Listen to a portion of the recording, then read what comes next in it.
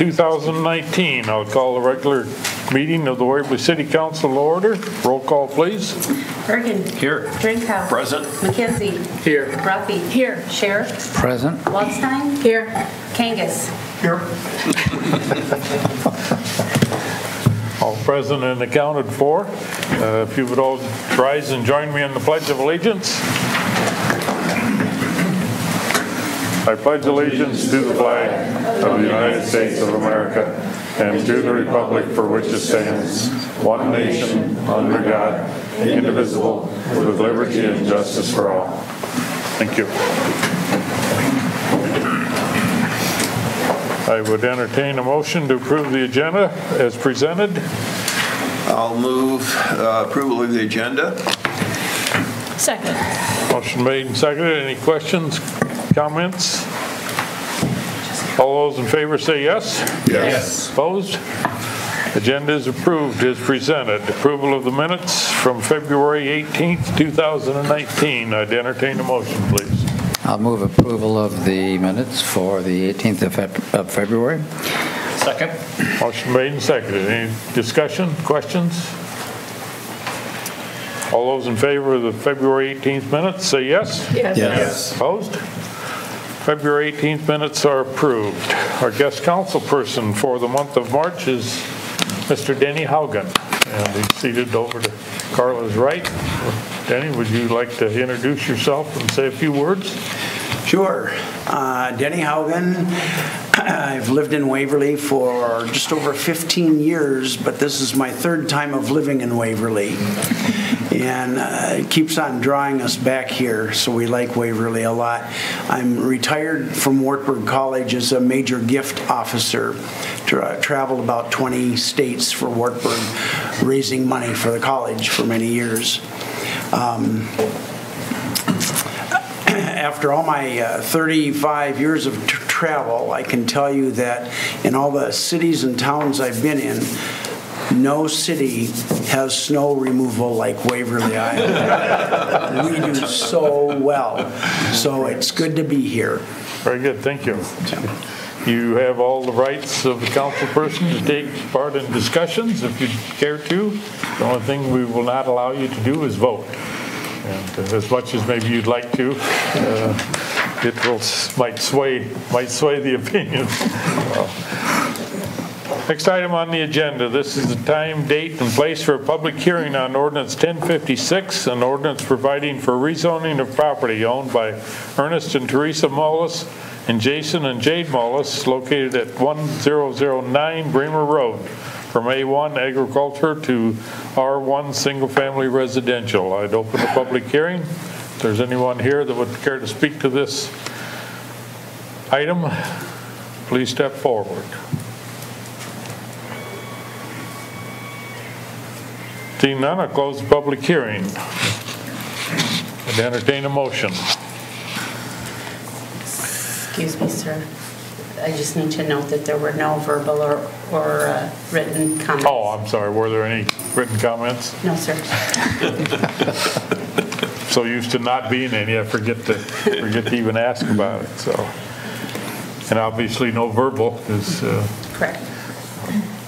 So to entertain a motion, please. I'll move approval of, or move the second reading of Ordinance 1056, an ordinance providing for rezoning of property by Ernest and Teresa Mullis and Jason and Jade Mullis, located at 1009 Bremer Road, from A1 agricultural to R1 single-family residential. Second, please. Second. Okay. Sorry, Ann. Sorry. Motion made and second. Council discussion. Rachel, I hope you didn't get into an argument with one of our applicants.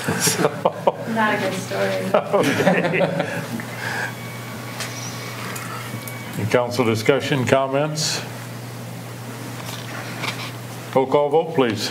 Bergen. Yes. Drinkhouse. Yes. Kangas. Yes. McKenzie. Yes. Ruffy. Yes. Sheriff. Yes. Waldstein. Yes. Second reading of Ordinance 1056 for rezoning of property owned by the Mullises is approved. Third reading will be March 18th? Yes, sir. Okay, very good. Thank you.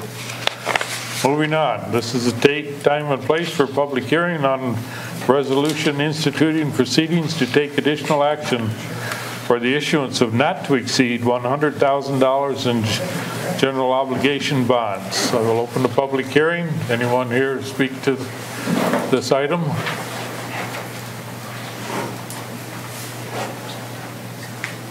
Seeing none, I'll close the public hearing. Any written comments? There were none. Very good. I'd entertain a motion. I move approval of Resolution 1928, approving a resolution instituting proceedings to take additional action for the issuance of not to exceed $100,000 general obligation bonds. Second. Motion made and seconded. Council discussion. This is a continuance of the action we started a couple of weeks ago, I believe. Yes, sir. Hearing none, roll call vote, please. Drinkow. Yes. Kangas. Yes. McKenzie. Yes. Rafi. Yes. Scher. Yes. Waldstein. Yes. Bergen. Yes. Resolution 1928, approving action for issuance of $100,000 in GO bonds is approved. This is the date, time, and place for a public hearing on a resolution instituting proceedings to take additional action for the issuance of not to exceed $3,600,000 in general obligation bonds. Open the public hearing. Anyone here to speak to this?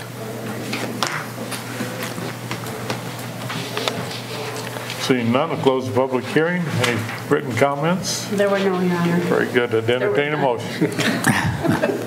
I will move approval of Resolution 19-29, approving a resolution instituting proceedings to take additional action for the issuance of not to exceed $3,600,000 in general obligation bonds.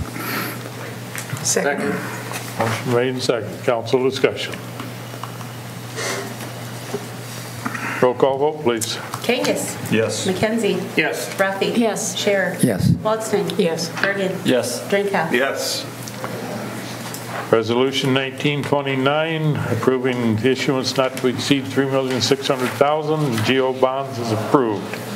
Next item, companion items, Resolution 1930, a resolution authorizing the issuance of $3,500,000 in GO general obligation bonds, Series 2019, and levying a tax for the payment thereof.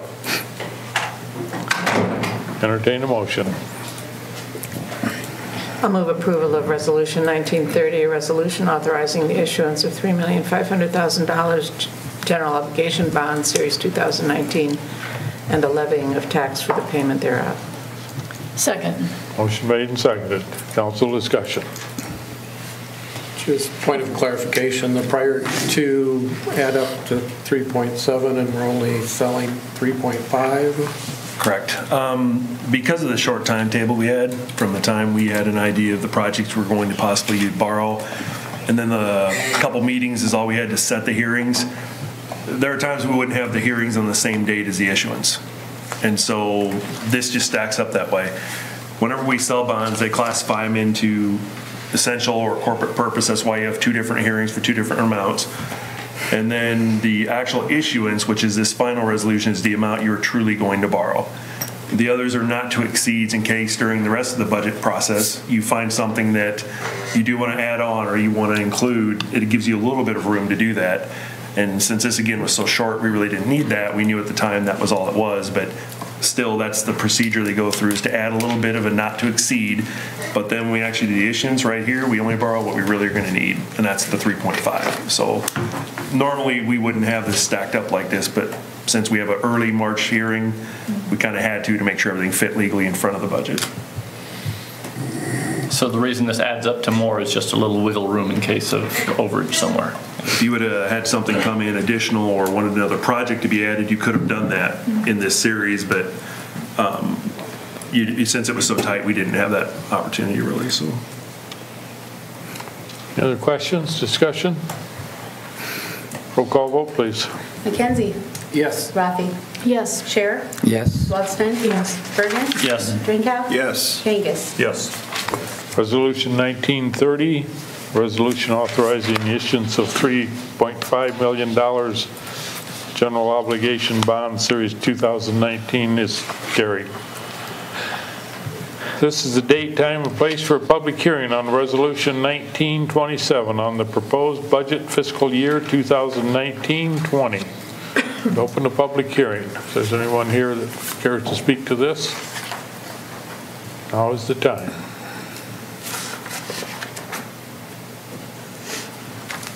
Seeing none, close the public hearing. Any written comments? There were none.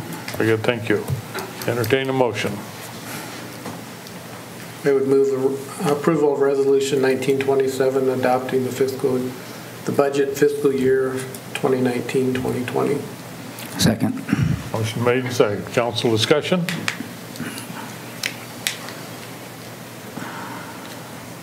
I think we ended up in a good spot. Yeah, I do too. A lot of discussion, a lot of what ifs, and I think this puts us in a good spot with some of the big projects that we got coming down the road, as well as trying to finish up the big projects we have going. So, probably one of the more comfortable budgets I've helped put together.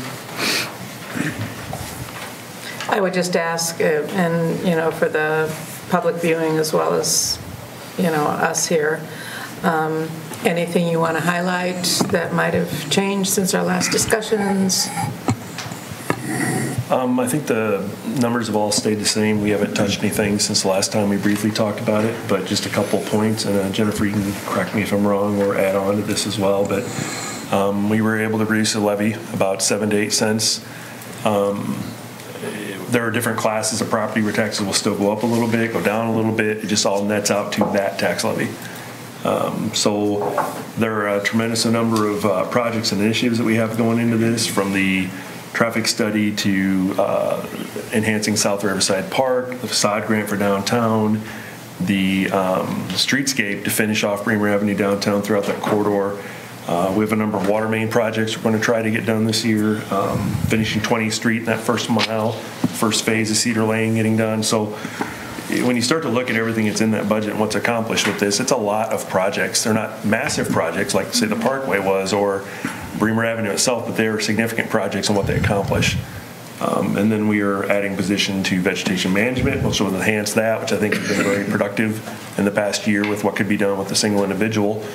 And then we have a lot of good equipment replacement, some of which is desperately needed and some of which is timely to where we won't have issues that we are now with repairs. So overall, I think it's going to accomplish a lot more than people will understand, just because it's not always so visible, but it will keep us running smoothly to where in the next couple years now we're set up to do projects we need to with little interruption when it gets to some of the other major projects we talked about. So James, our proposed budget shows expenditures of over 25 million, almost 26 million. How does that compare with other cities of 10,000 population? Are we kind of in the zone on that, do you think? I couldn't honestly tell you, Mike, unless I dug into that a bit for you, and I'm certainly willing to do that. A lot of that is going to come down to capital projects. What are they doing? Or well, their staff, or there's a variety of things depending on what they're used for their reserves or revenue. We're probably within the ballpark of anybody else, I guess. I think we're more aggressive in the construction we're doing right now, so we may be a little higher in that portion of it, but it really comes down to valuation. We're all limited in what we can do and can't do. We all have the 810 levy and benefits, et cetera, and it's all structured the same, but we can look into that. In fact, in a week or two, everybody will be done with their budget, and it'll start to be reported out, and we can report back on where we fell with that, but right now I don't have a good indication of what other cities our size would be. And I think it's worth repeating too, even though we've done it before, that this is a decrease in the tax rate of over 0.5%. Yeah. Absolutely. And we came in with a much higher increase, not knowing what the state was going to do, and that's kind of settled down to where, we were able to put only half of our backfill back in. We probably could put it all, but I think that's risky as things are still progressing at the state level, and we don't really know what they're going to do. So I was comfortable with putting half back in, which helped offset some of that and puts us in a position in the coming years when it does go away, and we know it's going to, that we won't have that impact be felt as much as someone that's truly relying on that entire revenue coming in. So, like I said, a lot of things were accomplished going forward. We were able to do this year. And so I'm hopeful that in the next few years things will level out as well, and we'll be able to have a little bit easier budget. But it was a lot to accomplish in just a matter of a few days. So.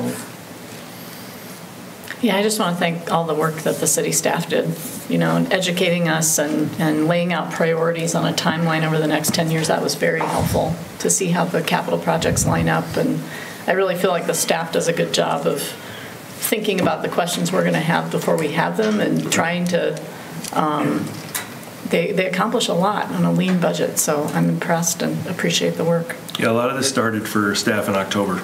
Yeah. That's how far back this really goes in order to get you to 2 days in January to really hammer most of this out. And so it's a lot of preparation. It's a lot of time. Jennifer mine especially, the amount of hours she puts in is unfortunate.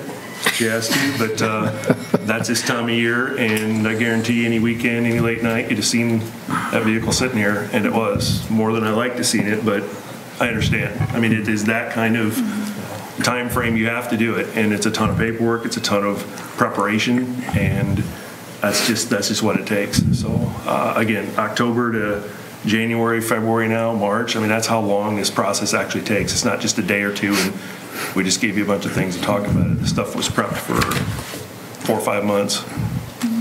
I'd like to echo what Ann said, and it reminds me, though, of something that one of our guest city council members commented on. And so I have a question about it, and that is, do you all work with a Gantt chart? Is that a good way of summarizing for us, perhaps? No. Oh, you don't? Oh, you don't like Gantt charts? I'm not a big fan for something as simple as what we're doing. And honestly, when we're talking about a capacity issue, it's not going to work the same way. It's I was thinking more of seeing how the projects line up over time. Yeah. Right, and we can do that if you want us to do that. No. But I don't know that it's necessary because we don't have the kind of projects that a city much larger than us would have multiple. Yeah, okay. And then it becomes more effective. Yeah, I see what you're saying. And we have 5 or 6 projects. That's not the same as having 20 or 30. Right. And then it's a real significant issue. I want to get into that. My question was going to be, when is Jennifer's vacation? Anytime she'd like to take it after tonight. My question was going to be, when is your vacation, given that this is going to get submitted in March 16th. That's the official deadline. So James, one more question. The deadline is the 15th of March. And this is hypothetical because it doesn't happen here, but if a city doesn't meet their deadline, what's the consequence? Is there a financial penalty? The state actually takes you back to your prior year's expenditures. I believe that's the case in the Senate. It doesn't happen very often. It almost happened last year to a very, very large city close to us. Like within hours, it was that close. But you are taken back to last year's expenditures, and then you're just going to have to make do with what's there.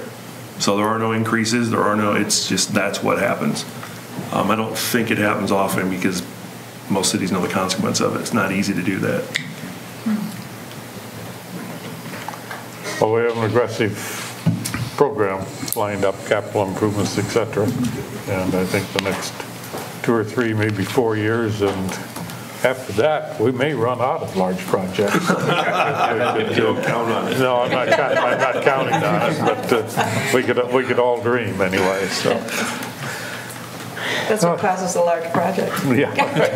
The dreaming, yeah. No other questions, comments? Roll call vote, please. Rafi? Yes. Scher? Yes. Waldstein? Yes. Bergen? Yes. Frankel? Yes. Kangas? Yes. McKenzie? Yes. Resolution 1927, adopting the budget for fiscal year 2019-2020 is hereby approved.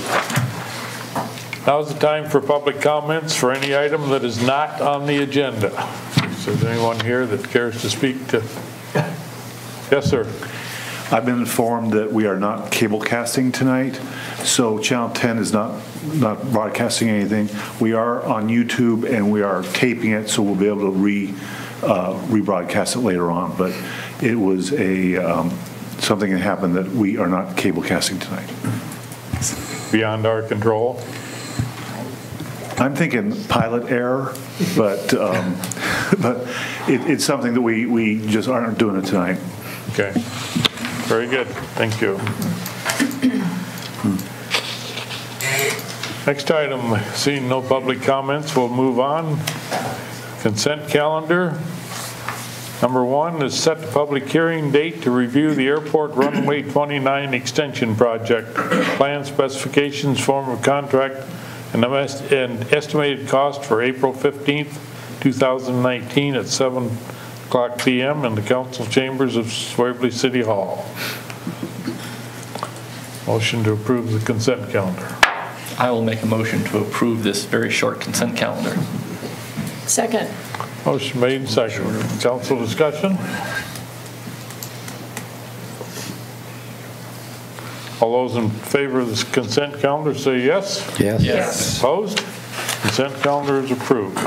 Regular business item number 1, Resolution 1931, a resolution approving a variance request for James Hinders at 216 3rd Street Northwest to allow a 10-foot rear yard setback and a 5-foot side yard setback for an existing detached garage. Entertain a motion.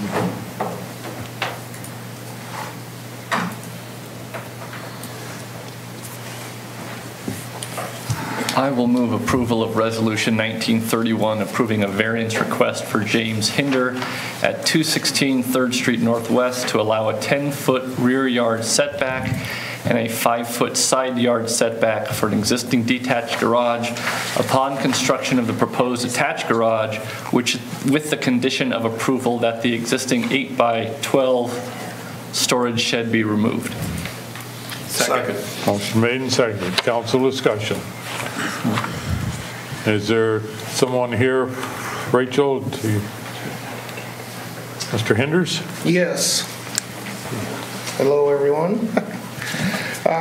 Yeah, so I guess, does everybody fully understand the variance that I'm asking for there, or why, or any questions on that?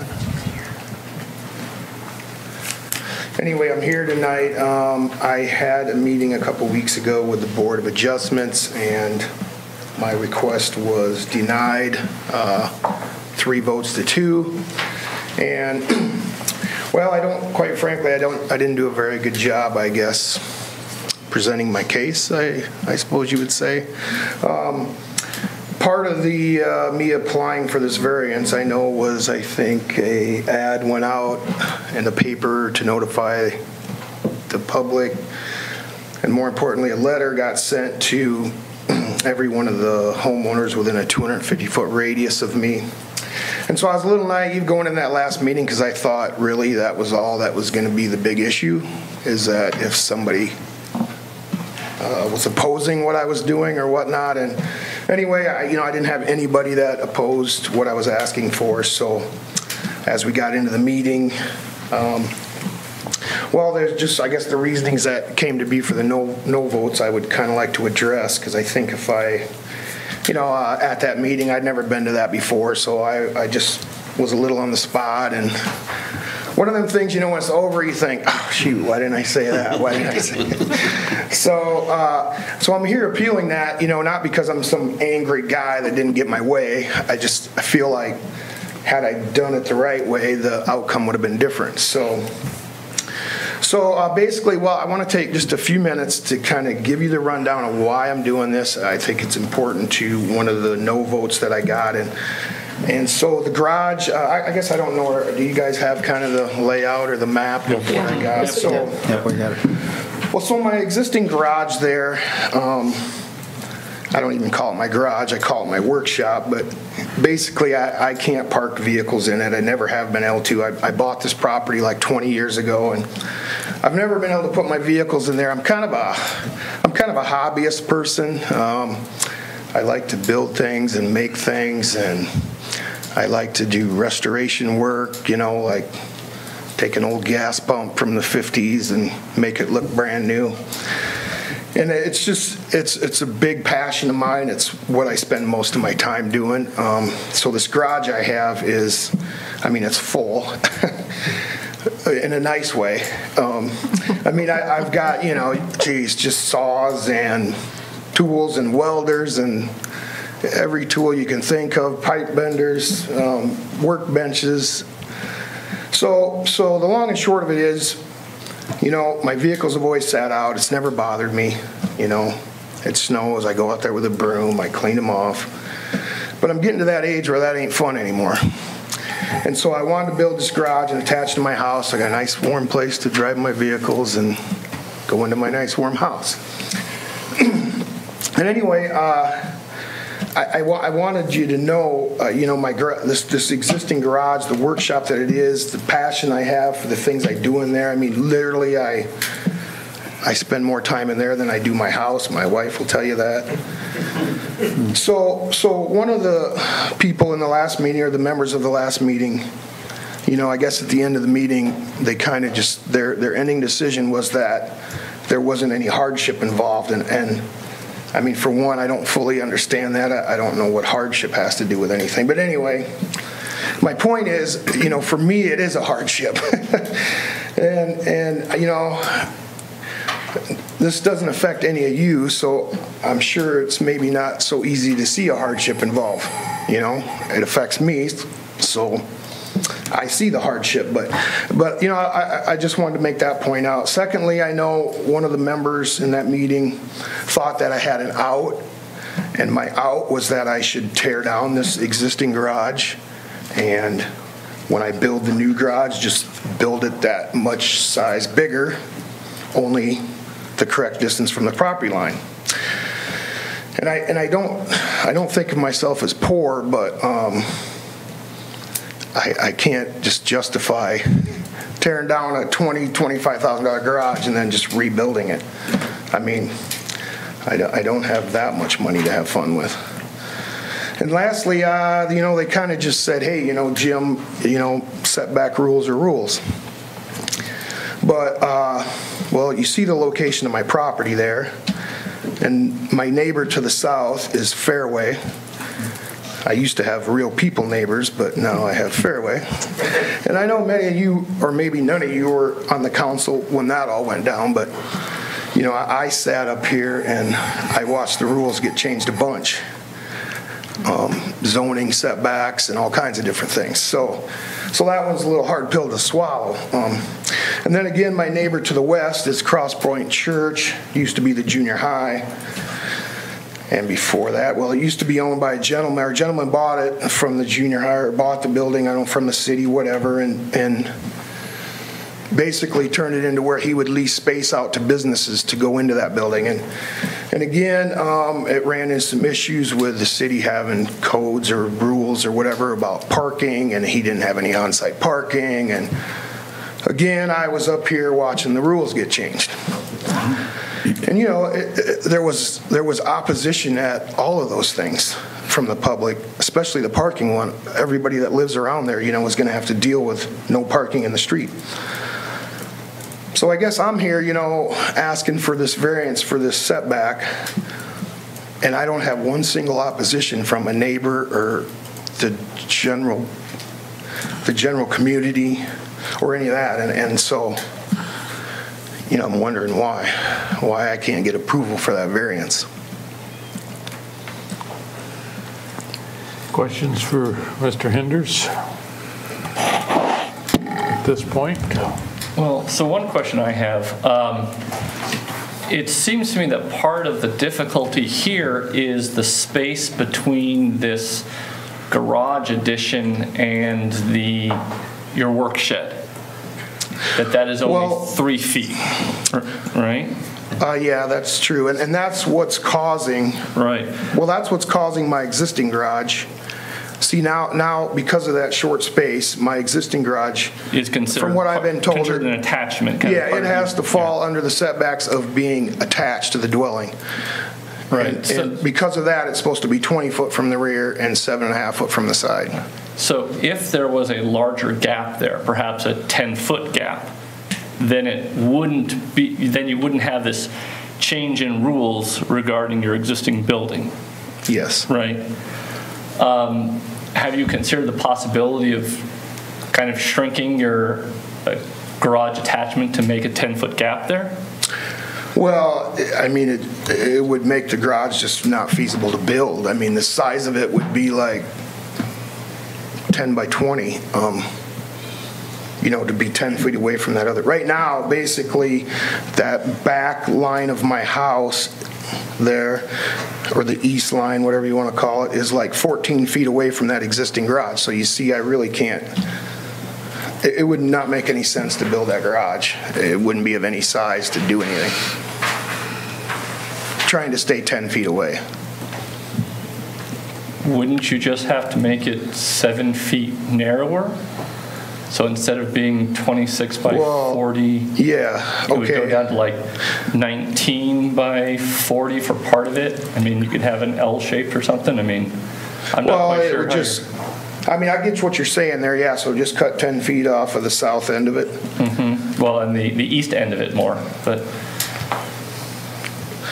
Well, I mean, if you draw a diagonal corner, I mean, they still count that. So if you go from the northwest corner of my existing garage, right, and do come out 10 feet, and if you had a string attached to that and made a circle around there, well, you know, you see what I'm saying? I think a circle probably would be a little bit of a challenge, but kind of putting some sort of corner in there. I mean, it seems to me that would be a way to put enough of a gap in there so we wouldn't be dealing with the kind of the change in rules to the existing structure. Rachel, this center mic is operable if you care to use it. Yeah, Mr. Hinders and I, when we were first discussing this process, did draw something like that out. And it was basically just discussed that it really wasn't feasible from a size and construction finance standpoint for him to have a garage like that. I'm looking at the factors here, and I'm not sure if there are any others, but the factors looking at granting a variance and their reasonable use, unique circumstances, character of the neighborhood, and spirit and intent. It seems to me that this application fits all of those very well. I mean, that's a reasonable use of the property, certainly. I mean, we're not, his proposal is not going to change, you know, have some kind of unreasonable use of the property, putting a attached garage on a house, as I think we all know from the way the weather's been the last few weeks. That's certainly a reasonable use of someone's property. This is a unique circumstance. It's just kind of a unfortunate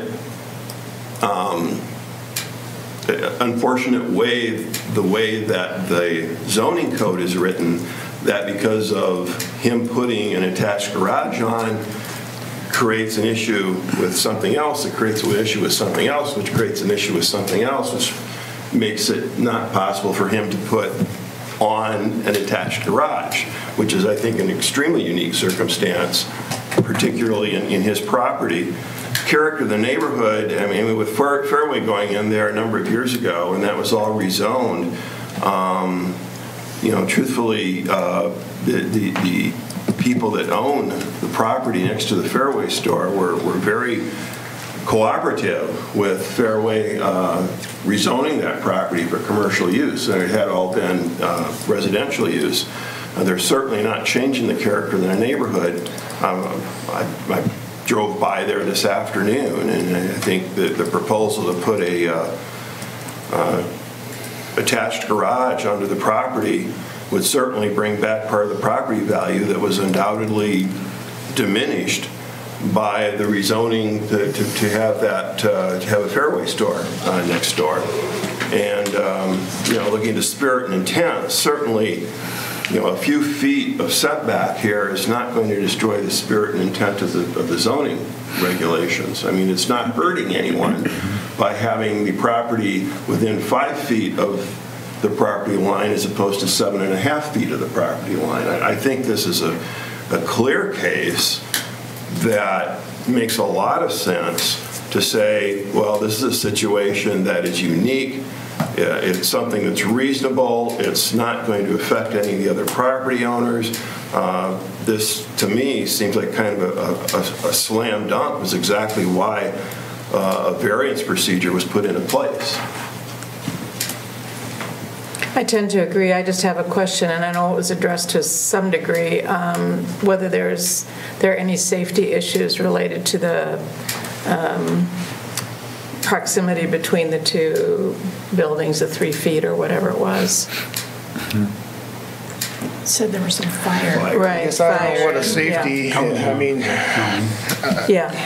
I'm assuming he'll probably be asked to do firewalls. Right, I mean, that's something, obviously, we'd have to address with the building codes, and, you know, if there's some implication there, I got to deal with it, and obviously I got to deal with it, but I don't know how else to answer that at this point. I mean. Yep, so I talked to Randy McKenzie at the county, and our chair for the Board of Adjustments also talked to our fire department chief. There's nothing in the building code about the space between buildings besides a need for greater fire protection upon construction, and so those plans will of course be reviewed by the county building inspector. So Rachel, I'm sorry. I just had a question. It looked like you had recommended that this variance be granted. Yes. And then it was a 3-2 vote. Could you take us through that? So, I guess when I'm looking at approvals is one of the biggest cases I think in this is that both of the requests are permitted by our code. So he has the correct square footage for a detached structure, and he is in line with our setbacks, which actually are 5 feet from both property lines. Now, when you look at doing an attached garage, I think that's also a very reasonable request. However, as you can see, especially in this area of town with the narrow but long lots, is a question on placement of a garage. A lot of those homes, especially Mr. Hinders, which was constructed in 1890, was not accommodated for an attached garage. So really the only place on his property he can put it is to attach to the rear. I'm not really one to question that. An attached garage, once again, I think is very reasonable. I think the unique circumstance about this is not only the lot characteristics of the only location you really feasibly can attach it to your garage, but also that an existing structure was there. And Mr. Hinders did not build this structure 5 years ago knowing our zoning code. This has been there since he moved in, which he stated is about 20 years ago. So he did not create this issue himself. And once again, it puts an existing structure out of conformance with our code, which I think is upon the board and now the council to deem if that is a unique circumstance in itself or a hardship. One of the things that I think Mr. Hinders and I have talked about is if it were to be the opposite case, if we were to have a attached garage right now and wanted to build a detached garage and it not meet requirements, I don't think I would recommend it. Once again, this is a case of there being an existing detached garage. The conversation, I think, was widely about the board not being able to see a significant hardship, believing that this request was purely based on wanting more storage space, and that wasn't a characteristic or a qualification to approve a variance. Is there a requirement that there be a showing of hardship before approving a variance? Hardship is within there, but hardship is based on, in Iowa, some financial, and then characteristics of the lot. Well, we've got Pete, you want to ask the expert? Well, let Rachel finish first, maybe. Go ahead and finish. No, go ahead. No, I just need to correct something you just said. Go ahead. I'll make the correction. By the Supreme Court rulings of the state of Iowa, financial considerations are not considered in determining hardship in the state of Iowa. I'll have something else to say later.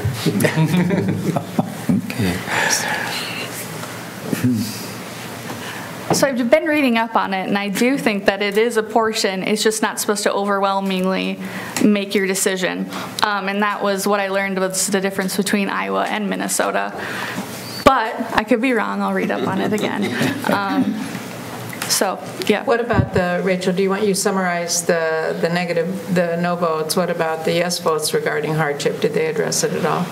I think there was a consideration with this property that to the south is another property that the applicant owns, which is that alleyway.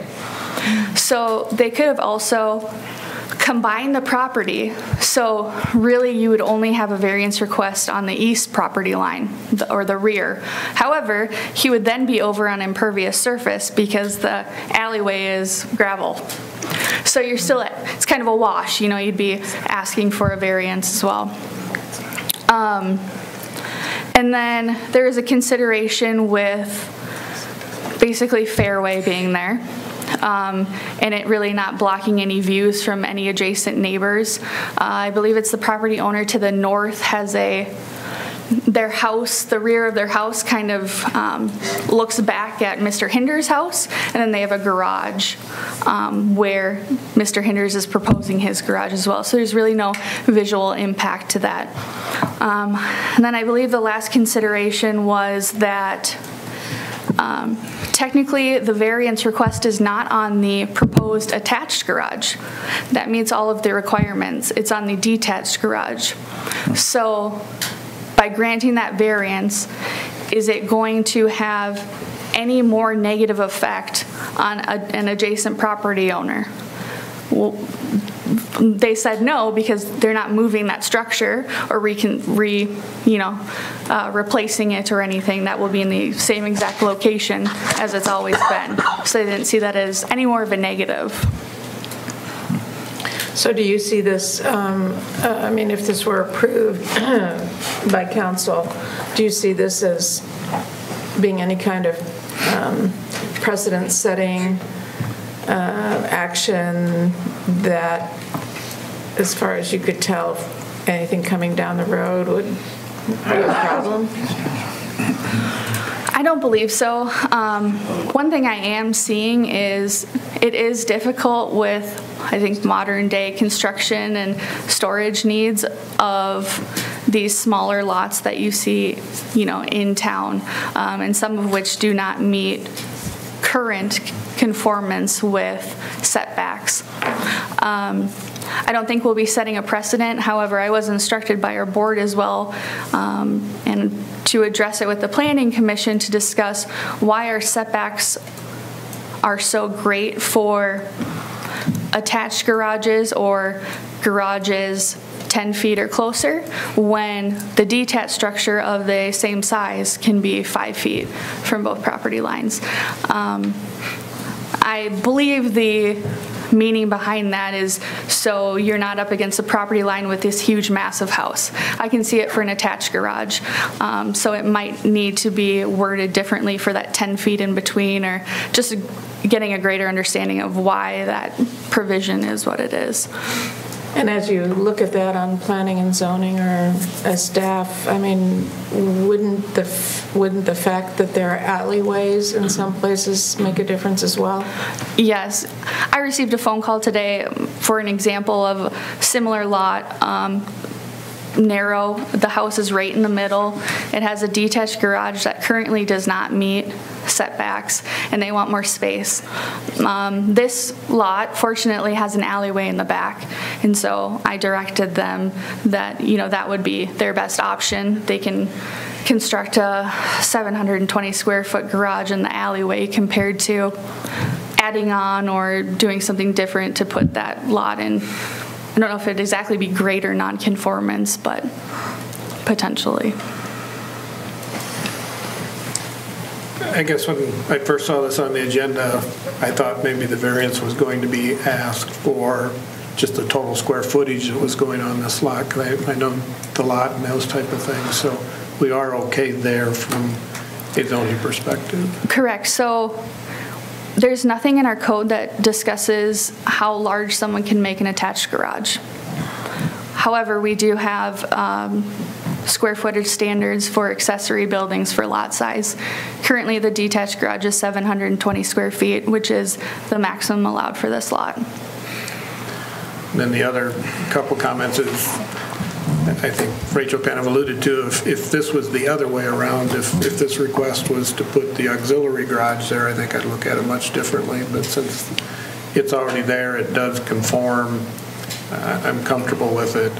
I ran into this very similar thing when I added the garage onto our addition about 20 years ago, and had a car-and-a-half garage that I had my wood shop in, those type of things. And I've got 3 foot in between them. I was lucky enough that the setbacks were okay, so I didn't have to ask for a variance. But my understanding was they agreed to it by labeling my shop a non-conforming building. And if it would burn down, become in disrepair, I could not replace it, repair it. Was that something I was just told to pacify it, or is that really a classification of a structure? Not that I know of. But you sound like you got very lucky. So this is kind of the kind of question I was thinking. So if we give this variance so the attached garage is built, and then if there's a renovation or replacement of the current workshop, is that kind of automatically grandfathered in, or would that have to come back through and meet the setbacks at that time? So I don't think our code is very good right now at explaining that. However, if, let's say, this was struck by lightning and burned down, I believe the applicant has like 120 days, at least this is the case in Minnesota, to come in with a building permit and can build the same exact structure, same size. Okay. No expansion. If he wanted to put an expansion on this garage, I believe, well, first of all, he couldn't because he'd be over an accessory square footage size, but let's say he could. If that was to put the building into greater conformance, we would state no, he cannot do so, and if he wanted... Greater non-conformance. Right. Okay. He would come up for a variance if that's what he wanted to do. Okay. But somehow, building on the exact same footprint, he could do that if he did it quickly? Correct. Okay. Upon a emergency case or natural disaster. Rachel, I have a question. If he would, by breezeway or expansion of the new attached garage, attach that to the existing unattached garage, what's that do with the setbacks? Same. So currently with the... There's no footing under the existing garage, so I mean, I'd never be able to attach it. But currently from setback standards, right now, as proposed with the 3 feet between buildings, it's technically classified as part of the principal structure now. Okay. So it would have to meet the setbacks. It would still be classified as attached with a breezeway. So can I ask you, the actual non-compliance that they were, it's the back setback of the existing garage? Correct. And the south side of the existing garage? Correct. And so if a gravel drive is considered a permeable surface, it would comply with the non-permeable? Well, in all of the research I've done, it's only certain types of gravel, which are not the gravel we're seeing there, that can be counted as impermeable, or permeable, excuse me. And something like this, especially that's been an alleyway and has been, driven on, and it's basically considered almost a paved surface where water is running off. Okay. I mean, I look at it as, some of those requirements are the zoning changes that occurred for an existing property. The garage was in place, the gravel structure was in place when we imposed the 7.5 foot setback, because it used to be 5 in this zoning area. So it was 5 when it was built, so it was compliant. Well, that is currently what's compliant if it's not attached to the dwelling. Mm-hmm. So So now it's got to be considered attached, and that changes the setbacks. Setbacks for Because it's attached all one dwellings are property. different. I mean, it's all one building for purposes of what we're looking at setbacks. Right. Correct. With the addition, it's almost one structure, we can say. But the two things that are within 5 feet, that aren't 7 feet back, 7.5 feet back, are the existing structures, the existing part of the structure? The existing detached garage currently meets setbacks, will not meet setbacks if the attached garage is constructed. Because it becomes a 7.5 instead of a 5? Correct. And a 20 to the rear instead of 10. Okay. I was thinking that the nonconformance that Dan was talking about might be applicable in that situation. You would create a nonconforming structure out of the existing structure, and it would have complied under the zoning code that existed for that property prior to that. One thing we use too is, if you're looking at final plats and it has, which luckily we do now, talks about what the setbacks were you'd go by when that was approved, and then you could construct a house or something to those setbacks, but a lot of times we can't find those. And so it goes by the current zoning code, which is what we did here, which is the 7.5 feet. Just a quick question on procedure, if I could. So I know we have this on, and we discussed this a little bit prior, for the council to approve a variance. Are they able to do that, or does it actually go back to Board of Adjustment? Yeah, I'm hoping you guys can shed some light on it, because the language, and I'm not quite sure I understand, is the council shall review any appeal and shall remand the case to the board for final decision. So I'm not sure if this is almost a recommendation back to the board and they can supersede that, or how that works. Sounds like. Okay. So it's not a formal approval by council, it's a recommendation back to Board of Adjustment to approve, or with consideration. Does it have to be a super majority or anything special? It doesn't say that. And Rachel, could you just clarify the hardship thing again? Does there have to be a hardship to grant a variance? Yes. Okay. But it's not the definitive, from what Rachel said, it's Decision not the point. definitive factor. Right, there's multiple considerations, Right. including a hardship, yep. Well, whatever we end up doing, I mean, I guess I have a question about what's an appeal. I mean, I think we should go back and revisit that afterwards, because having an appeal and then having it go back to the same body again is typically not understood as an appeal. Well, it's essentially because Board of Adjustment is a semi-judicial, quasi-judicial board. It's not a commission of the city. It's its own kind of judicial. It operates under those rulings of the Supreme Court and state law. And so they can appeal to us. We could send it back to the board. If it still gets turned down, I believe you can then appeal it into the district court or the county court and go into that process. So it comes out of our hands at that point. We can basically say, we don't have a problem with this as a council, speaking for the city as a whole, send it back to the Board of Adjustment to reconsider based on that. They can reconsider. If they still don't consider it to meet the variance requirements, then there are legal proceedings that can be kicked in as that goes. But it really is kind of the nature of the Board of Adjustment that it's not a city straight. Entity, yeah. It is a city entity, but it's not right. it's quasi-judicial in its function. Okay. Pete could probably give us a little more detail unless I did okay with that. I thought you did real well. I did too, actually. You have something else, Pete, that you'd like to? I really don't have anything else. It got clarified here. My concern was, and I hadn't had a chance to talk to Rachel here in the last few weeks or anything, when it says a resolution to approve a variance, that's not the procedure that's followed. It's a matter of it's a return to the Board of Adjustments with new evidence to be argued that there's a precedent to have evidence to come back and argue the case again at no cost. There isn't a second fee or anything like that. I'll just tell you that it's a matter of, and I will not speak for the rest of the Board of Adjustments. I was looking at it. And I will get a copy and get it to all of you. One of the things that I always look at and have for my entire time and on the Board of Adjustments is the Supreme Court ruling, which has got a 3-point definition of how to determine a hardship. And you got to meet all 3 of them.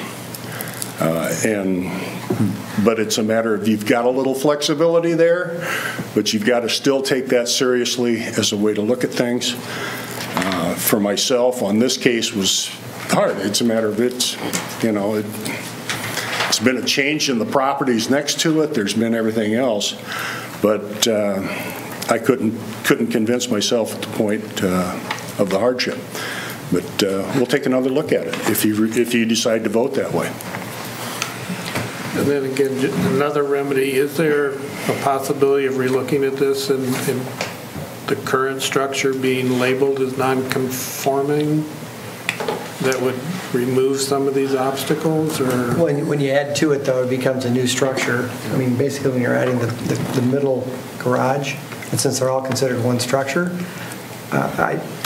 for me, though, one of the things that I think is an unusual situation here is that the zoning code used to allow this because it used to be 5 feet and 10 feet, and we just changed it 2 years ago.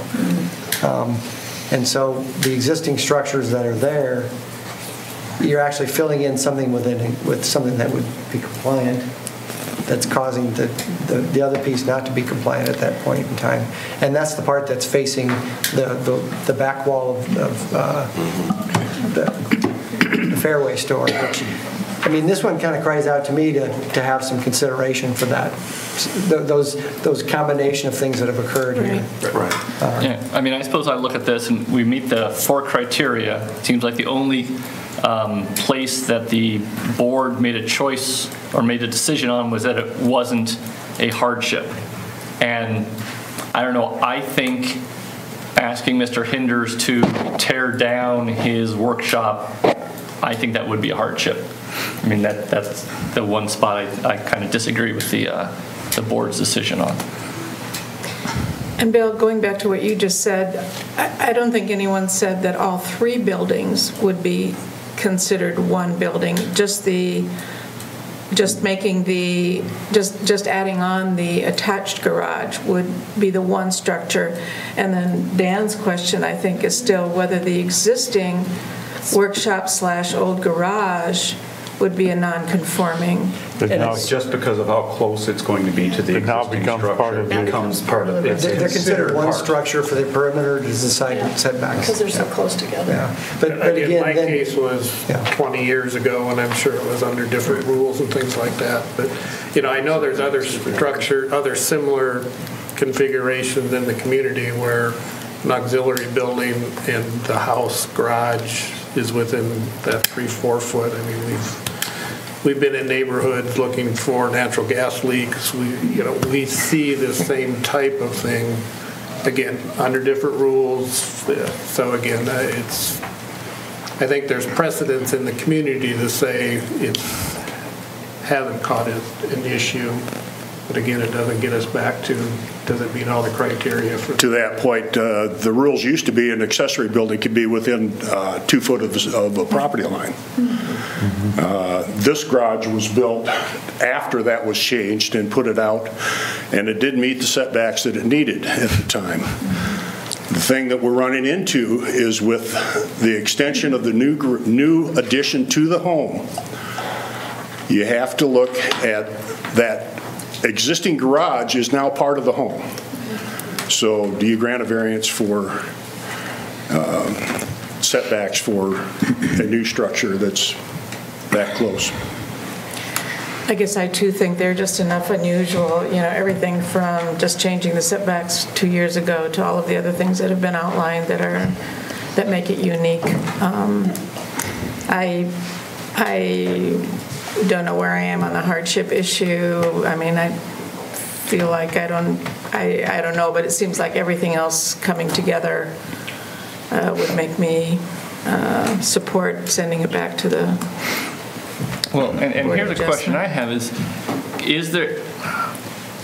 instead of getting a variance on the setbacks, can you get a variance on the 3-foot gap and somehow think of these as separate buildings in that case? That wouldn't make any difference. Okay. It's considered part of the full structure at 3 foot. I think that would create a greater precedent. Okay. Now, Thank can that you. be changed in the future, of course, Okay. but. Thank you. I think the idea that the existing structure is not, it's 10 feet from the back, and they're both sides are 5 feet from the side lots, but that would have complied under the prior rules. And in this, that was one of those things, because I know the way we discussed that in P&Z about that, and I think there was some debate about whether we changed R2, which incorporated all these lots in the central part of town, where you don't have very wide lots, and you have alleys where you might want to put the garage within 10 feet of the alley. It would have made them put it 20 feet back now. I think it's kind of showing us that maybe we had to rethink that to some extent on some of those measurements for the R2, especially in the downtown area. Then maybe process question here. As I read the resolution, it clearly states that we're approving a variance. Does this need to come back to us at a different point, reworded to say we're remanding it back for consideration? No, I think if we change the word approving to supporting. Reviewing would be, probably reviewing would be a better term. Or recommending. Recommending, yeah. Because these resolutions are just a guideline. You Exactly. yourself can Yeah. dictate We what the can change verbiage those, is. Yeah, if we change that approving word Right. with something else in the description, Correct. I think it would be fine for sending it back. And I think you should articulate whether you recommend or not recommend granting the variance. Recommend approving a variance request. Yeah. That might. Maybe we insert the had word a good recommend. discussion on it. We need to formulate a resolution so that. I would take Rod's words that he just used. If you want to move that, I'll second it. Okay, well, I would move that we insert the word recommend between the 19-31 and the word approving in the resolution. Second. And that's an amendment, right? Why don't you add upon remand? Yeah, probably after the last, after removed, add in and remand it to the Board of Adjustment for review. Oh, yeah. Mm-hmm. Or just say recommend to the Board of Adjustment. Unless you don't want to do that, right? Upon remand. Let's incorporate all of these in one. What are we at now? Okay.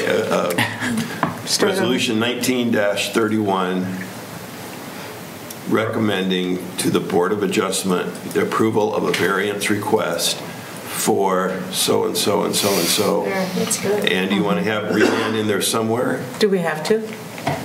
If we don't, I'd leave it out. Well, what you're doing is ordering it remanded for that purpose. You need to remand it back to the Board of Adjustment with your recommendation. Okay, then let's do this. Approve Resolution 19-31, remanding to the Board of Adjustment and recommending approving a variance request. How's that? A recommendation, right. We'll Recommending a stick variance that in the request, yeah. thereas in the actual resolution then too. Yeah. Or you could leave it the way Rod had it, and then just add at the very end and remanding it back to the Board of Adjustment. Perfect. That's fine. There you go. Please. Second. Okay, we have Good as usual. an amendment on the floor. I think everyone's clear what it says. All those in favor of the amendment say yes? Yes. Opposed? No. Amendment approved 6-1. Now, any other further discussion? Roll call vote, please. Could we just have a reading of the resolution again? Make sure we're all Resolution or the certain on motion? Well, we're voting now to approve the resolution, right? So I would like just a reading of the resolution as it has been amended. The paragraph, the last paragraph. Right. Okay. Just want to make sure I was clear. The last paragraph. Okay, so I have that the City Council of the City of Waverly, Iowa does hereby recommend to the Board of Adjustment the approval of a variance request for James Henders at 216 3rd Street Northwest to allow a 10-foot rear yard setback and a 5-foot side yard setback for an existing detached garage, Building C, upon construction of the proposed attached garage, Building B, with the condition of approval that the existing 8-foot by 12-foot storage shed, Building D, be removed, and remanding it back to the Board of Adjustment. Okay. Sounds right. And so again, I guess I'm taking position, I sit in, I'm the liaison with the Board of Adjustment, and I get to sit in on these discussions. I don't usually get to participate very much at all, which is fine, but I do listen to how they deliberate and considerations that go into hardships and granting variance requests of all sorts around the city and what they look at. And I guess I am in agreement with the board members that this was not a hardship in terms of what is being requested. It's a inconvenience. He would like to have this additional space, but it's not that he doesn't have the space. It's how he's wanting to utilize the space that he has, and therefore wanting another structure to be built to provide that use that he's substituting. So I guess that's my position, is I'm voting kind of based on what I've heard with the Board of Adjustment and supporting what their decision on that. Okay. Any other comments? Roll call vote, please. Sheriff. I want to be sure I know what we're voting on. We're voting on this to approve or not approve this amended resolution to return to to send this back to the. I will vote yes on that. Okay. Waldstein? Yes. Bergen? Yes. Drinkow? Yes. Kangas? No. McKenzie? Yes. And Rafi? Yes. Resolution 1931, recommending approval of a variance request for James Henders, is approved 6-1. Thank you for your time, James. Thank you, guys. Resolution 1932, a resolution authorizing the city to submit an application for a community development block grant, owner-occupied housing rehabilitation grant to the Iowa Economic Development Authority in 2019. Entertain a motion. I will move approval of Resolution 1932 as read by the mayor. Second. Motion made and second. Council discussion. I had deja vu reading this and noticed they still have the line in there about how, what was it? Something is not necessary to get the grant, which they then told us was actually necessary. And just to give you a little preview, on the 18th, we're going to come back and ask you for $15,000 to do it. So we couldn't put it on this agenda yet, but they've convinced us that we should do it, and so it's going to come back on the 18th. And it's in light of a lot of the application are seeing now, that is the trend that's happening. Right. So if you don't, then you're behind that 8 ball, whereas initially it wasn't. And so it has shifted to what they're believing the requirements are for success in this grant. They should take it out of their handout. Yep. It's misleading. I agree. Any other discussion? Roll call vote, please. Waldstein? Yes. Bergen? Yes. Drinkow? Yes. Kangas? Yes. McKenzie? Yes. Rafi? Yes. Sheriff? Yes. Resolution 1932, authorizing the city to submit an application for CDBG funds. Approved. Resolution 1933, a resolution authorizing the mayor to sign a memorandum of understanding with the Iowa Northland Regional Council of Governments, or INRCOG, for the general administration of the housing fund contract with the Iowa Economic Development Authority. I would move Resolution 1933 as read by the mayor. Second. Motion made and seconded. Council discussion.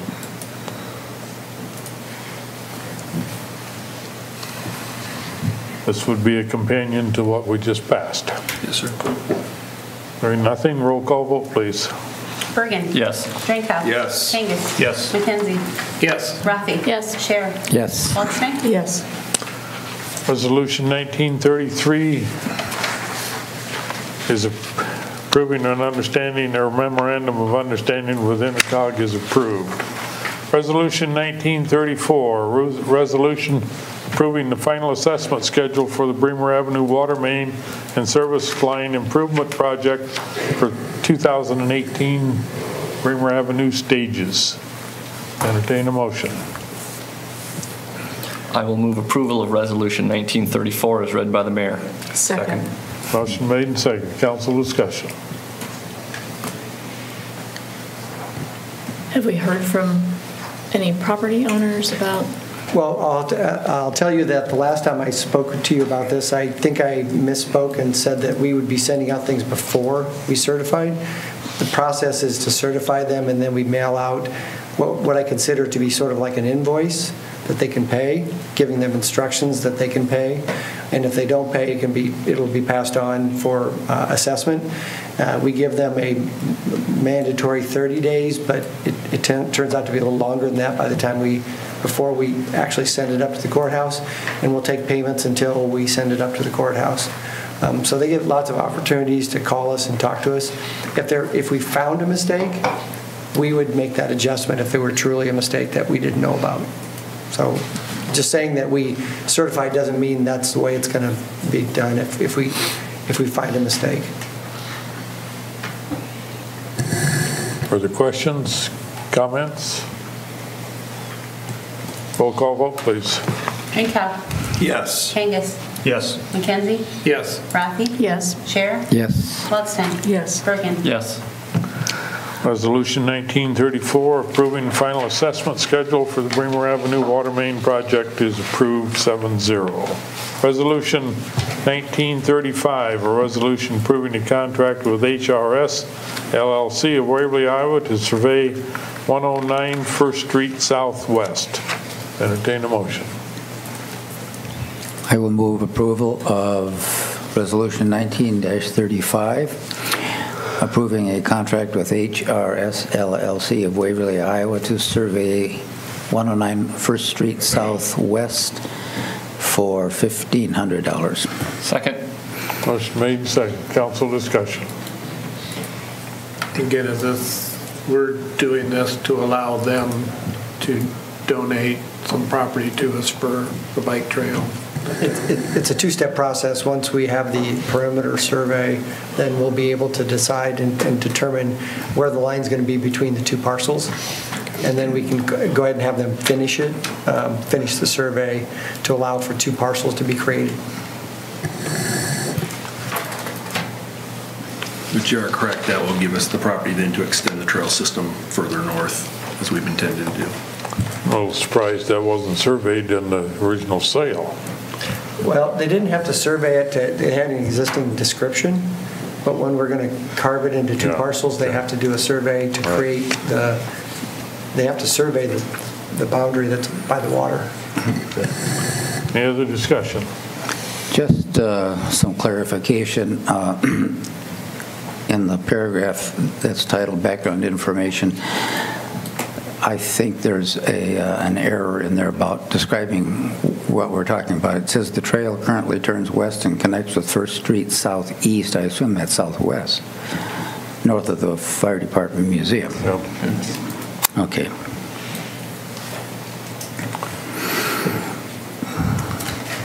Roll call vote, please. Kangas. Yes. McKenzie. Yes. Rafi. Yes. Waldstein. Yes. Scher. Yes. Bergen. Yes. Drinkow. Yes. Resolution 1935, approving the contract with HRS LLC of Waverly, Iowa to survey 109 First Street Southwest is approved. Resolution 1936, approving contract bonds and certificate insurance from Matt Construction of Sumner, Iowa for the Exchange Building renovation portion of the South Riverside Park Improvement Project Phase 1. Entertain a motion. I'll move approval of Resolution 19-36 as stated by the mayor. Second. Motion made and seconded. Council discussion? Deb, do you have anything you wish to add to this? Really, I think it was in the memo. Just excited to get going on it. I'd like to see this finished, and we hope to have it done by the end of the fiscal year, so. Roll call vote. McKenzie? Yes. Rafi? Yes. Scher? Yes. Waldstein? Yes. Bergen? Yes. Drinkow? Yes. Kangas? Yes. Resolution 1936, approving the contract bonds and certificate insurance from Mott Construction of Sumner for the Exchange Building project is approved. Resolution 1937, a resolution approving a professional service agreement with Snyder and Associates of Cedar Rapids, Iowa for design for the 4th Street Southwest reconstruction improvements from near 3rd Avenue Southwest to near 8th Avenue Southwest. Entertain a motion.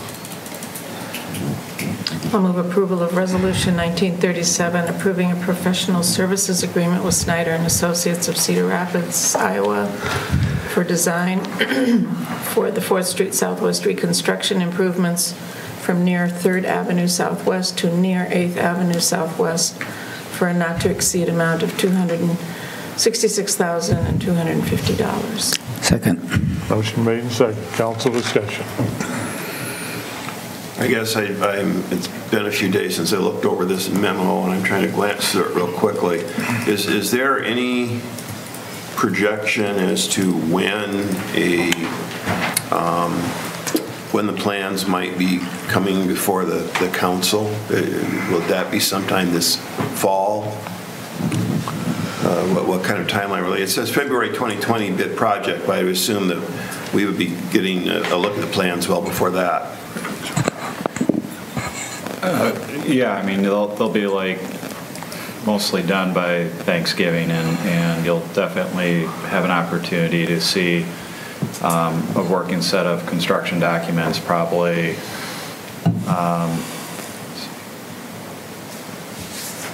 late July, early August.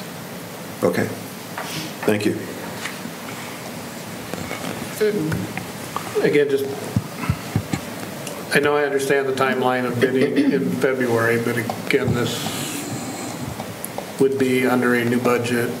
So again, it's kind of putting the cart before the horse, but because this is a state project, we're kind of somewhat tied into it, that type of thing. So it's Right, if we follow kind of the timing that we had established that we'd like to see this happen, and with the DOT wanting to do that same kind of timing, it's what we talked about, 7 months roughly to design this. And then you have right-of-way issue, and it's going to take a bit to get to the point of even bidding it, and hopefully February we can hit that. But we will make sure that we have at least a budget session prior to bidding this to make sure we are still in line. And as we get valuations in, et cetera, if there's any variation in this, there were multiple other projects that were considered in fiscal 21, we'll make sure we're still on track. Funding's still there, capacity is still there the entire time through. And so that's the unfortunate side, is the length of time it takes ahead of this. If we were to approve it in February, March, we wouldn't have design until could be close to October, November. It's a whole nother pushed out, and then the timing does not work. And so yeah, we're trying to back off of what DOT has established as well from a timing standpoint. I'm certainly comfortable with the design work going forward now. It's seeing that we're bidding it before our budget's approved, that type of thing. So February's a little bit of time in there. We'll make sure we get at least a budget session prior to that, or try to again. And as we get closer, we can certainly establish a more detailed timeline of what that'll look like. Now, this construction stops just north of 8th Avenue Southwest, but I'm assuming that there's some repainting of lines from 8th to 10th at some point when this is finalized. Is that part of the, does the stuff that goes between 8th and 10th not part of the engineering, or is that just part of the repainting? So the drawing that you have in your agenda packet was from 2013. And since then, we have a convenience store that's going in, and they have received copies of these drawings, and so the work that they're going to do is compatible with this project, and they're going to be adding a turn lane and be doing much of the pavement markings, but in order to make it work this spring when they open. Will there be some repainting to, yes, because we're going to be adding, as you come down the hill heading north, there will, as part of this project, we will be creating that left turn lane to head west into that small subdivision. So that will occur with this project. And that'll be part of the construction, but it isn't necessarily part of the engineering? Yes, it is. Okay. Okay. So when it's saying near 8th Avenue, it's not necessarily just the part north of 8th Avenue. It includes that left turn lane and whatnot in the description.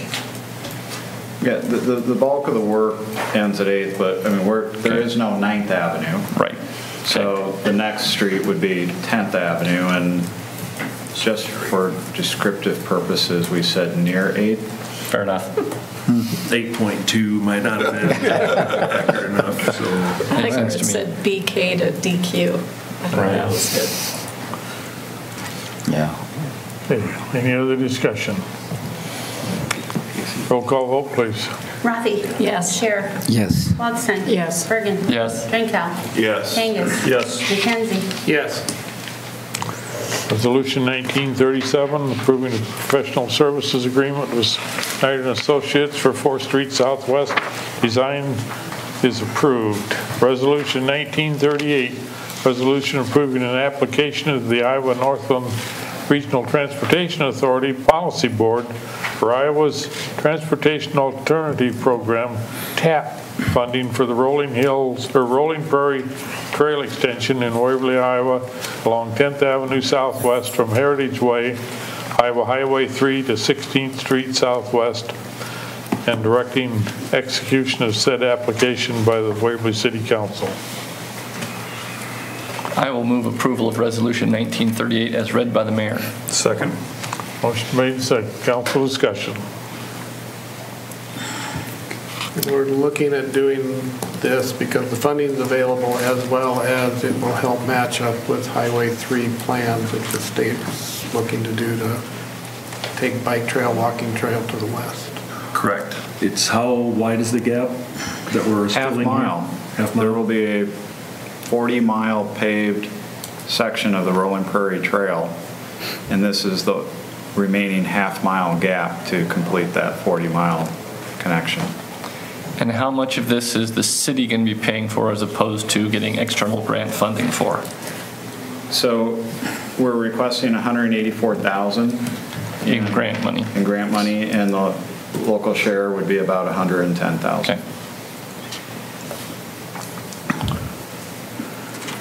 And I have a question about the part of the trail that's going to be out on Highway 3. Is that going to be immediately adjacent to the highway, or are they going to set it off away from the traffic? They are paving the shoulder, and they are adding a rumble strip, and so there will be a 4-foot section of paved shoulder outside of the rumble strip.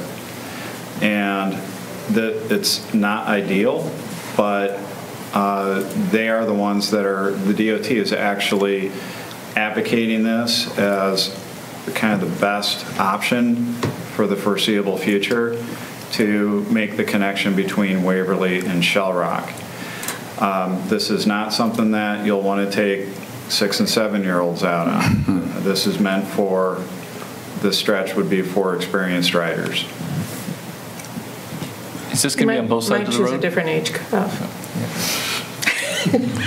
Edie. I'm just kidding. What? Is the shoulder going to be on both sides? Yes. Okay.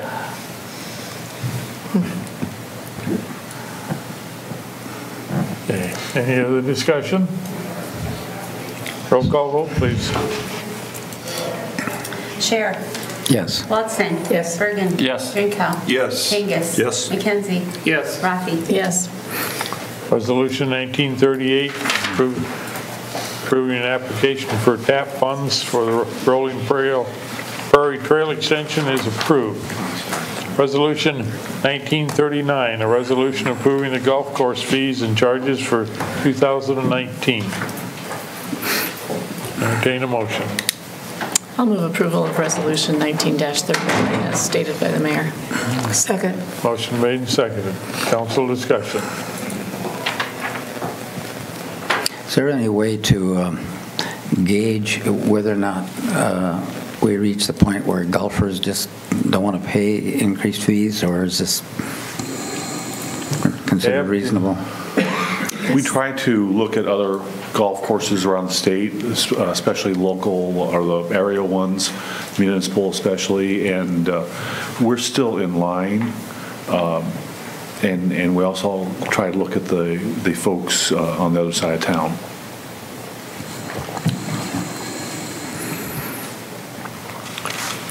Any other questions, discussion? Roll call vote, please.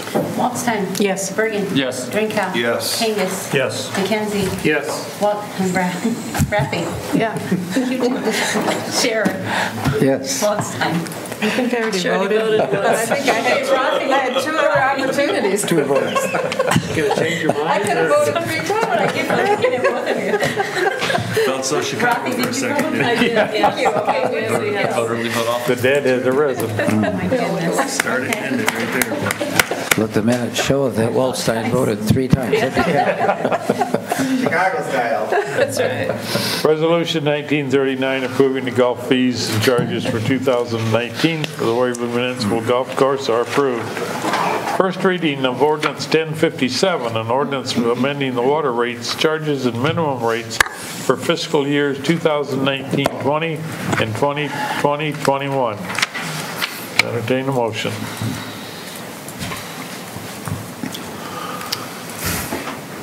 I'll move approval of the first reading of ordinance 1057, an ordinance amending the water rates, charges, and minimum rates for fiscal years 2019 and 20 and 2020 to 21.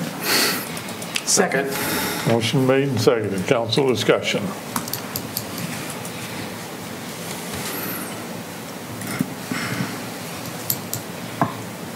And this is basically putting in motion what we talked about during budgeting. Yep.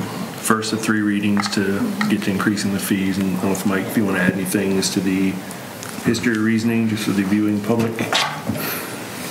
That graph is very helpful. It is. On each one of these.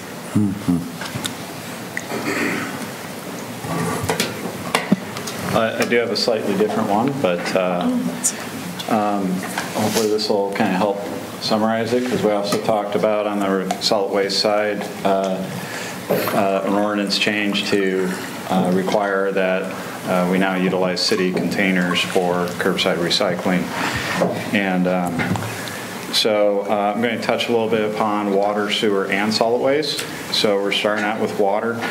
And water, this is a multi-year rate increase for both water, sewer, and solid waste. It's for basically beginning in the summer of 19 and then again in the summer of 20. And the water would be 2.5% this summer, and again 2.5% rate increase next summer. Sewer, because we have a $9 million wastewater treatment project coming up, we're looking at 5% rate increases for this summer and again next summer. That may seem shocking to some, but I see that as an excellent number, because 2 years ago we were looking at 15% rate increases. So the fact that we're at 5%, we see that, look upon that very, very favorably for the next 2 years. And then on the solid waste side, it's been 3 years since we've had a rate increase, and we're having to play a little bit of catch up. Probably should have had a rate increase a year ago, and we're falling behind a little bit. So this first year, this summer, we're looking at more of a 5 to 6% rate increase, depending on what service you have for your solid waste collection and recycling. And then for next summer, solid waste would be more of an inflationary adjustment in that 3% range.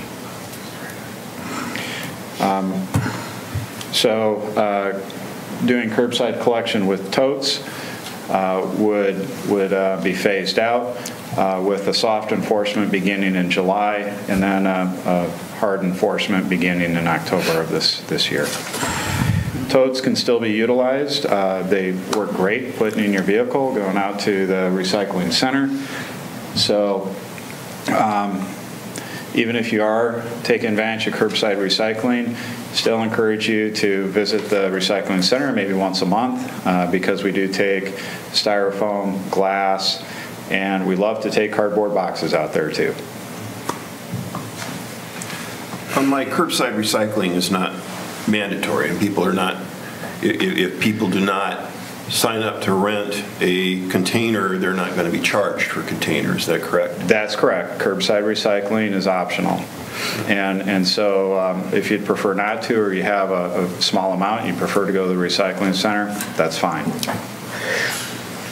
And part of the initiative of doing this is right now you have people that are renting and people that are not renting. So the ones that are supplementing the free, so to speak, recycling for the ones that are not. So we're trying to even that out on kind of a fee for service basis. So. The other thing that comes up is how do our rates compare to surrounding communities or what's happening around the state. And we've been tracking that every couple of years or so. We get some survey data from the state, and since about 2012, we're trending slightly lower than what's happening around the state in similar-sized communities. So, again. It's what we're experiencing is what many other communities are experiencing as well. And so when you hear about, like 5% sewer rate increases, that is happening to many other communities. I think we're very fortunate that we're not seeing 15 and 20% rate increases for several years like some of these other communities are faced with. So we're feeling, again, very good about where we're positioned right now with our water, sewer, and solid waste rates. Mike, you want to maybe say which line is Waverly, or show the legend for this that people are seeing at home? So the Waverly is the solid lines, and the dashed lines represent the trend lines for the state.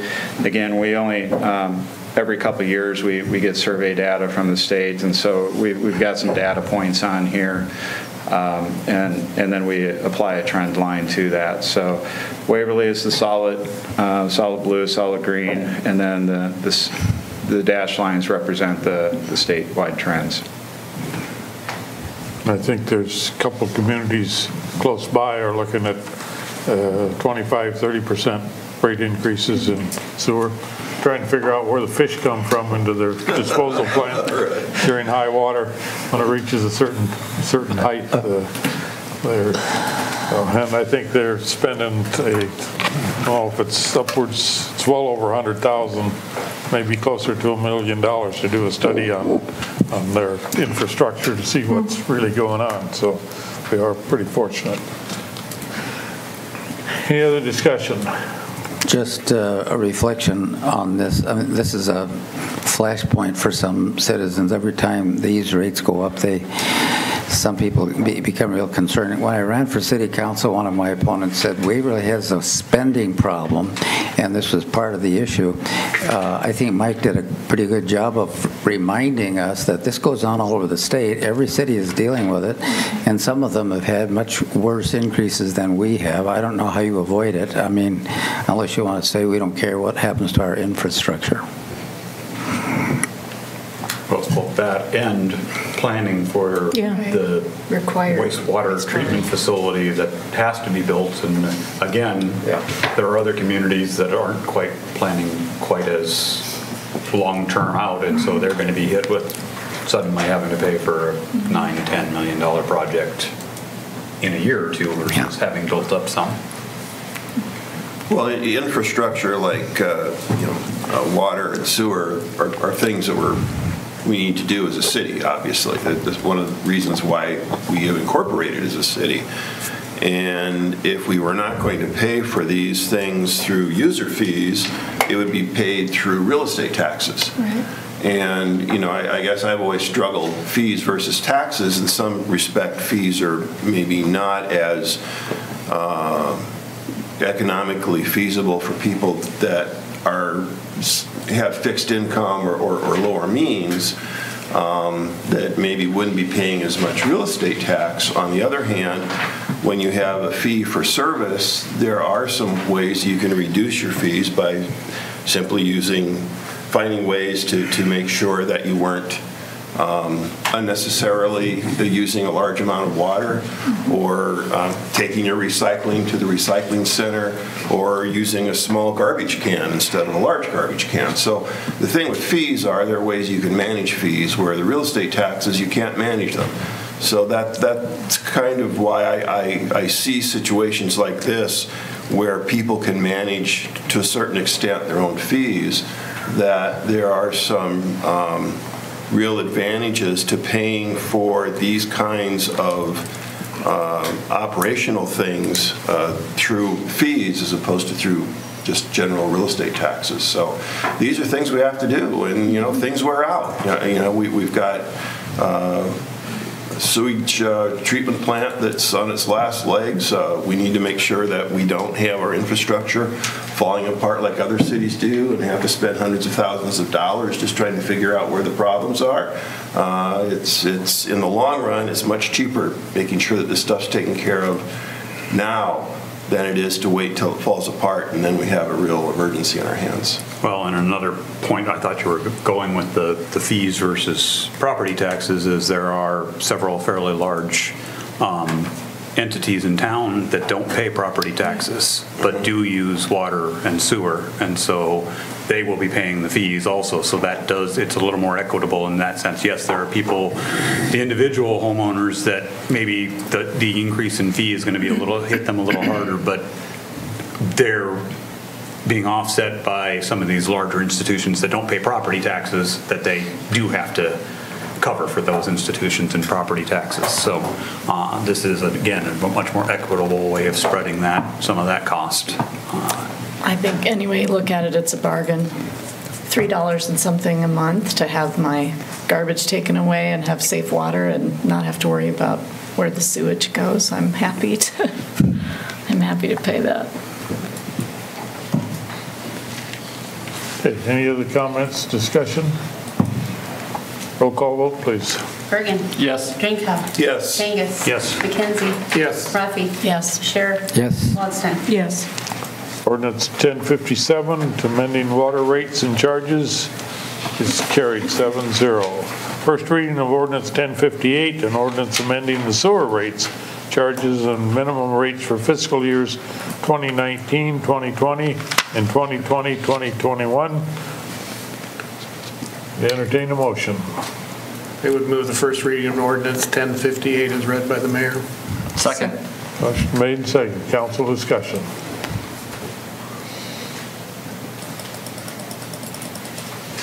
Question, we will have a public hearing and second reading on these? Third, I believe. Third and final reading. Third and final reading, okay. Roll call vote, please. Drinkow.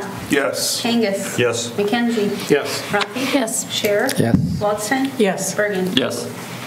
Ordinance 1058, first reading for amending sewer rates, charges, and minimum rates for fiscal years 2019, 2020, and 2020-21 is approved. First reading of ordinance 1059, an ordinance amending the solid waste rates, charges, and minimum rates for fiscal years 2019, 2020, 2020 and 2021, and amending sections 69.4, 69.5, 69.8 of the Waverly Municipal Code to add language regarding the use of city-supplied recycling containers. Would entertain a motion. I'll move approval of the first reading of ordinance 1059 as read by the mayor. Second. Motion made and seconded. Council discussion. Seems like the biggest impact here is really this is the part that requires using city-supplied containers for recycling. I think that's a reasonable change. And we've talked about it before, and then it was mentioned tonight again about the equalization of the fee across all users. But I think just as important is the the efficiency as far as the work of the pickup staff is concerned.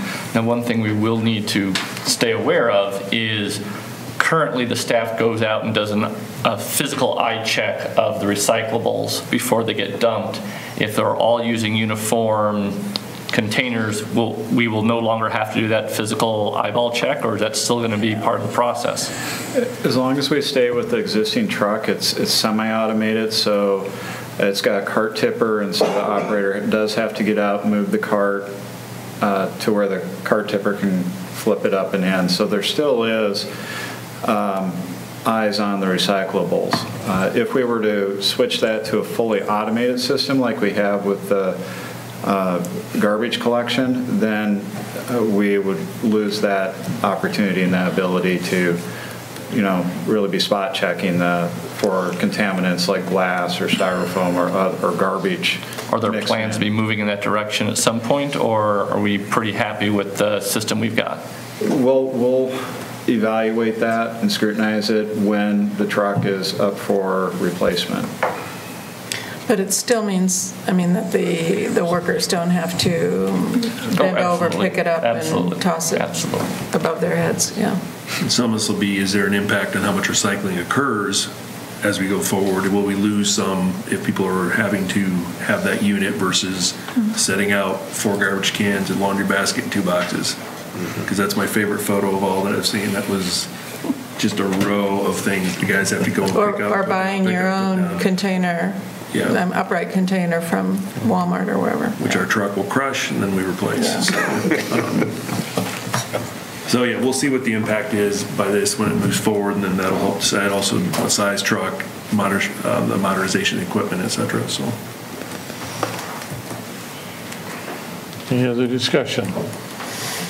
Roll call vote, please. Kangas. Yes. McKenzie. Yes. Ruffey. Yes. Scherer. Yes. Woodson. Yes. Bergen. Yes. Greenfield. Yes.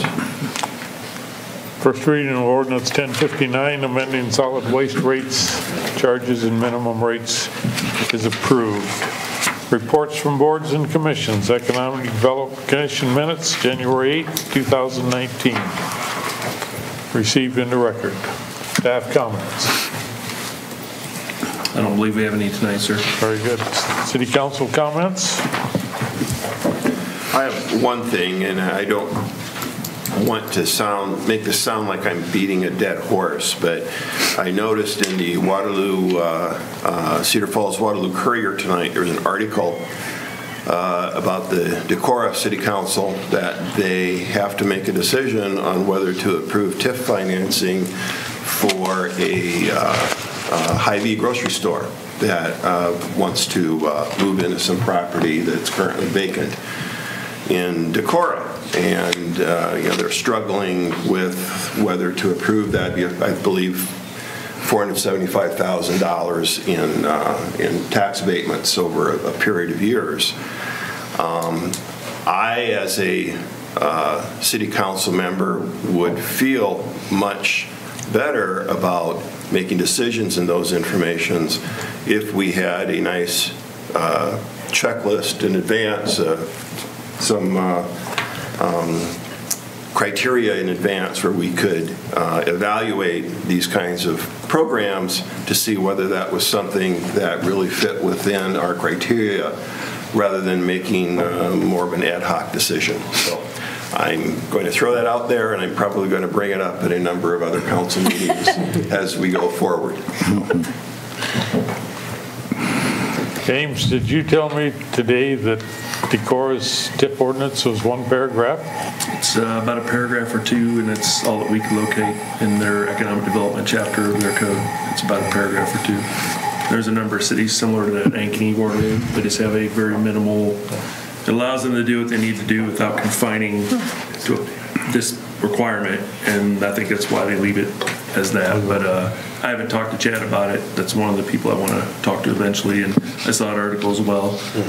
It's $425,000 over 15 years, and I think they've already pledged $325,000 already, and it's to put that downtown in an existing building that currently resides there. So, but yeah, I think it varies all over the state with a lot of different policies, procedures from Johnston and Hiawatha and West Des Moines, and it just varies.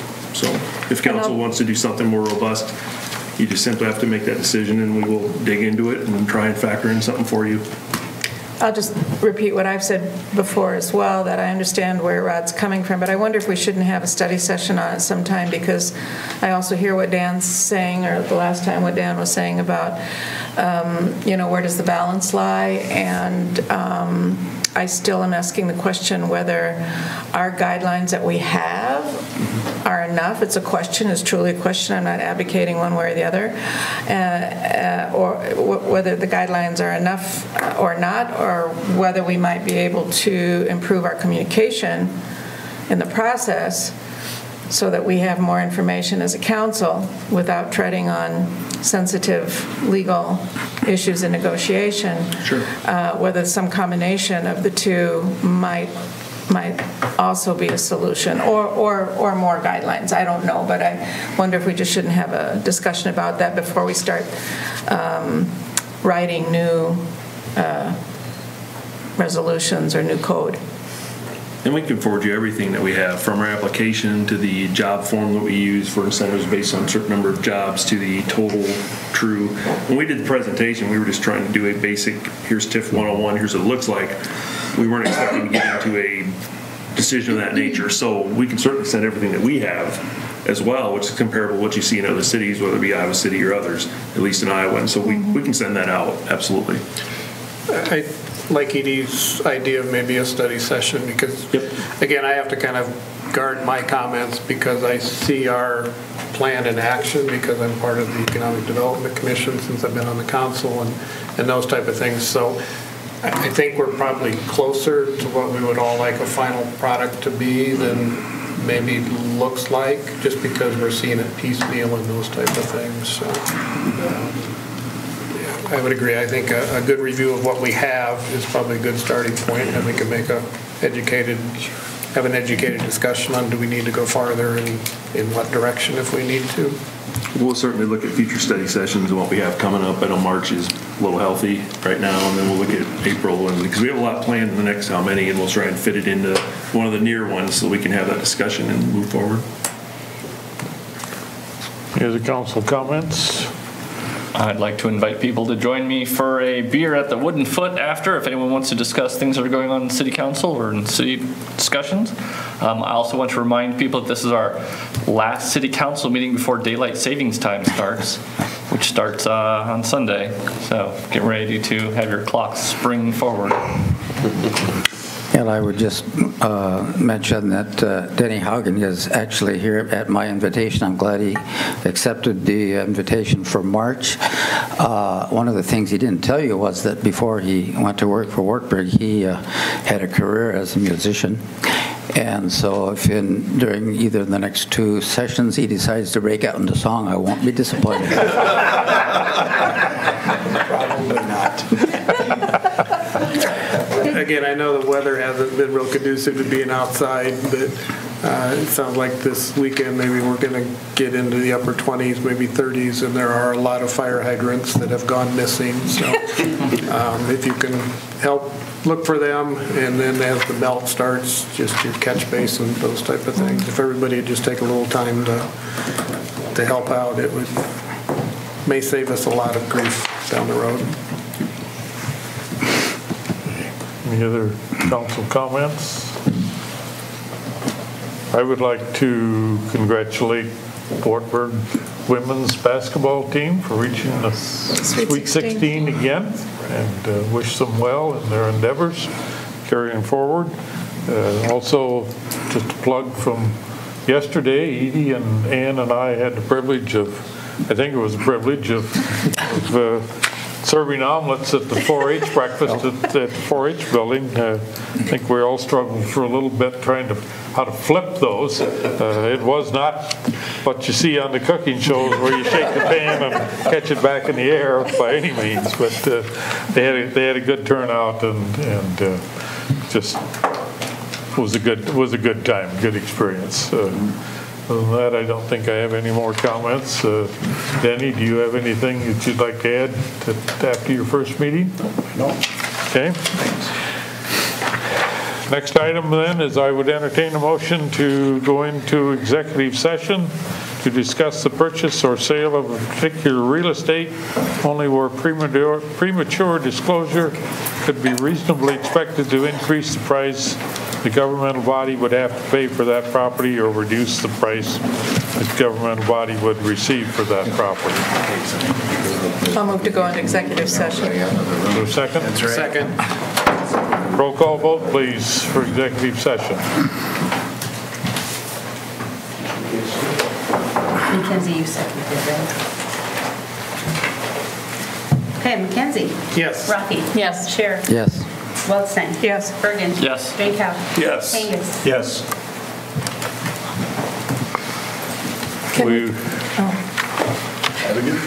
Can we just take a short break? Yes. Take about a 5-minute.